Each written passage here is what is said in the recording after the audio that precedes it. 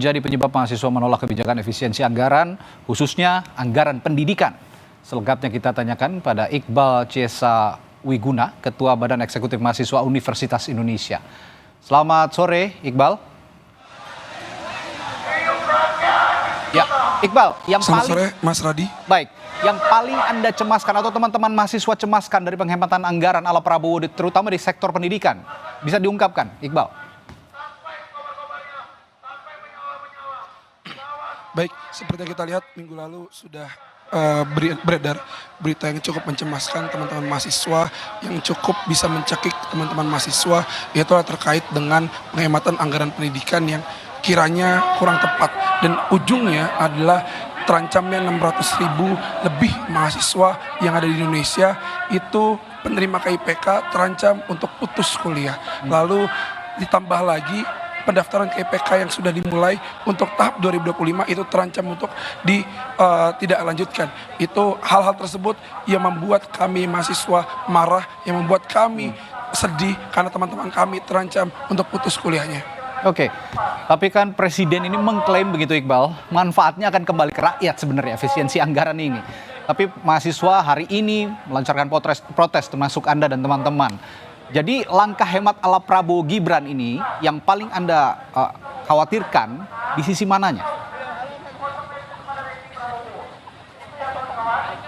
Baik, sebenarnya yang kita garis bawahi, langkah hemat ala Prabowo Gibran ini tidak tepat sasaran, dan justru ujung dari penghematan ini kita rasa tidak tepat. Salah satunya adalah terkait dengan program makan bergizi gratis. Hal ini kita cukup kritisi, kita perlu evaluasi total terkait dengan program makan bergizi gratis ini, karena kita merasa bahwa program ini hanya adalah program yang dilaksanakan karena program yang memang menyasar orang-orang yang ada di tataran ekonomi rendah, dan hal tersebut tidak membuat orang Indonesia bisa menjadi lebih sejahtera. Kita perlu untuk resah apabila siang harinya anak-anak yang ada di Indonesia itu bisa makan gratis, tapi di malam harinya orang tua mereka dan keluarga mereka harus kelaparan karena di PHK oleh pekerjaannya. Seperti itu.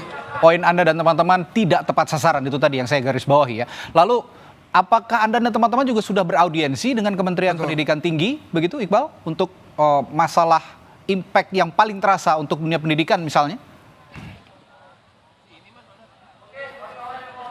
Tentunya audiensi dengan Kementerian Pendidikan Tinggi perlu untuk kita lakukan. Tapi sejauh ini, terutama untuk teman-teman UI sendiri, kita sudah berkoordinasi dan berkomunikasi dengan pihak rektorat dari UI. Dan kalau misalnya dari pihak rektorat dari UI berkenan untuk akhirnya bisa bergabung, untuk akhirnya bisa beraudiensi dan menyampaikan dan bertukar pikiran terkait dengan hal ini. Tapi kalau misalnya untuk Kementerian Pendidikan Tinggi, sejauh ini kita belum. Oke. Tadi ada juga dikatakan oleh Presiden Prabowo penghematannya bisa 750 triliun. Ya, Anda garis bawahi tadi tidak tepat sasaran katanya. 750 triliun itu kan jumlah yang sangat banyak sebetulnya. Gagasan dari mahasiswa, jika memang Anda tadi mengkritisi ini tidak tepat sasaran, sasarannya kemana seharusnya 750 triliun ini, Iqbal?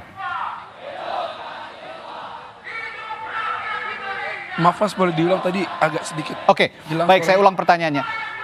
Presiden Prabowo kan mengatakan bahwa ada penghematan 750 triliun. Tapi Anda juga mengkritik bahwa penghematan ini tidak tepat sasaran.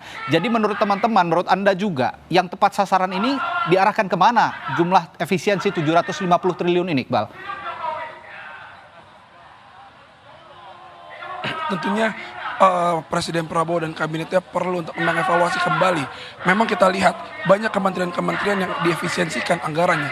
Tapi kita bisa lihat ada kementerian-kementerian dan badan-badan lembaga yang efisiensinya justru sangat sedikit. Terutama misalkan contoh Kementerian Pertahanan, lalu lembaga Polri dan TNI itu sangat amat sedikit. Kita lihat Kementerian Pendidikan, lalu Kementerian Pekerjaan Umum, yang memang dua hal tersebut berkaitan dengan kesejahteraan rakyat, justru terkena dampak efisiensi yang cukup besar dibandingkan dengan apa yang tadi saya sebutkan tadi. Oke, lalu bagaimana kritik Anda juga jika hari ini Anda berunjuk rasa terhadap kualitas pelayanan publik di saat efisiensi anggaran ini diselenggarakan atau dicanangkan oleh pemerintahan Presiden Prabowo? Ya, justru dengan efisiensi anggaran yang dicanangkan oleh pemerintahan Presiden Prabowo ini, kita melihat ada beberapa pelayanan publik yang justru perlu terpotong dan akhirnya berdampak dan berimbas kepada masyarakat. Contoh, kemarin kita melihat bahwa ada perpustakaan nasional untuk jam bukanya sempat ditutup dan sempat dikat beberapa jam. Itu justru membuat kita para masyarakat itu lebih sedikit para masyarakat terdampak karena langkah-langkah efisiensi anggaran yang dilakukan oleh Presiden Prabowo. Tentunya pelayanan publik pasti akan terdampak seperti itu. Oke, elemen mahasiswa hari ini yang terlibat unjuk rasa selain dari Universitas Indonesia sudah ada konsolidasi dengan kawan-kawan mahasiswa dari kampus lain, Iqbal? Ya, kita ada konsolidasi dengan teman-teman elemen mahasiswa yang ada di kampus lain, dengan BEM seluruh Indonesia Kerakyatan, dengan aliansi masyarakat sipil juga, dan teman-teman dari aliansi BEM Indonesia lainnya, seperti itu. Oke, saya juga akan menyinggung soal UKT. Ini Anda juga tadi sempat menyinggung juga bahwa anggaran pendidikan ini akhirnya diefisiensikan tapi tidak tepat sasaran. Nah, konektivitasnya antara apa yang Anda kritik dengan UKT kira-kira ada yang bisa Anda jelaskan, Iqbal?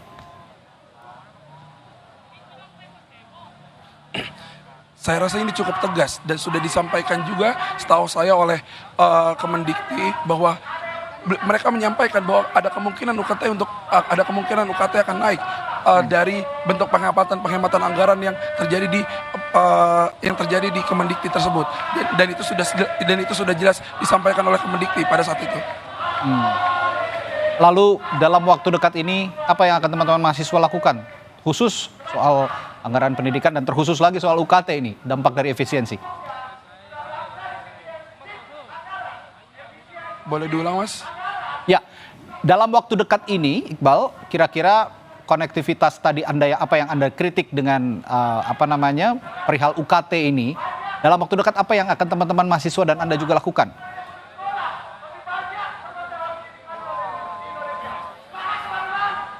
Baik, tentunya terkait dengan UKT ini terkait dengan UKT ini tentu akan kita perjuangkan.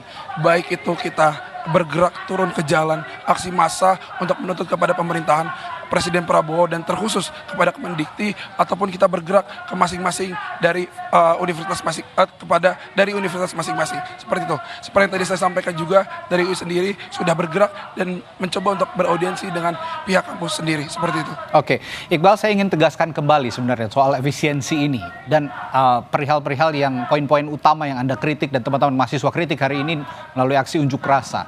Jika memang ada efisiensi, pos-pos mana sebenarnya yang patut menurut Anda dan teman-teman untuk diefisiensikan dan juga tidak patut untuk diefisiensikan? Sudahkah ada mapping dari Anda sendiri dan teman-teman mahasiswa sebenarnya soal efisiensi ini?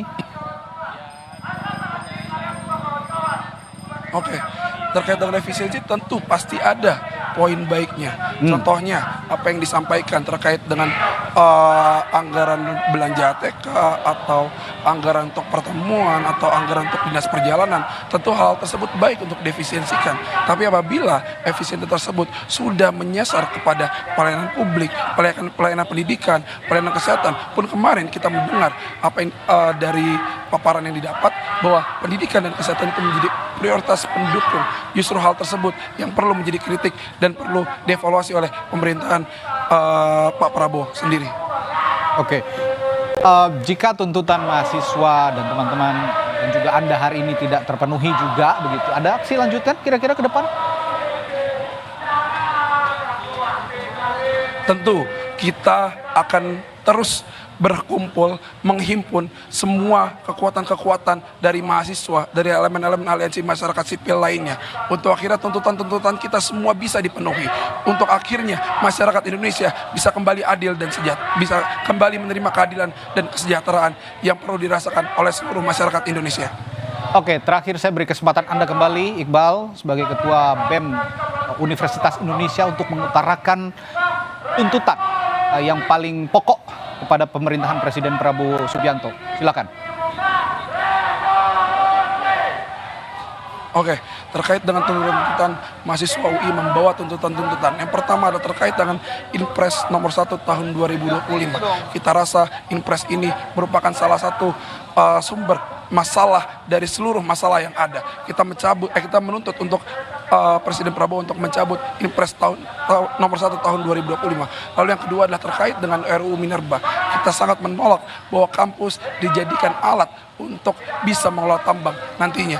Lalu yang ketiga, kita tentu meminta Presiden Prabowo untuk mengevaluasi total program makan bergizi gratis yang dicanangkan oleh beliau. Seperti itu. Baik, terima kasih Ketua Badan Eksekutif Mahasiswa Universitas Indonesia, Iqbal Ciesa Wiguna, telah berbagi perspektifnya di Sapa Indonesia Malam.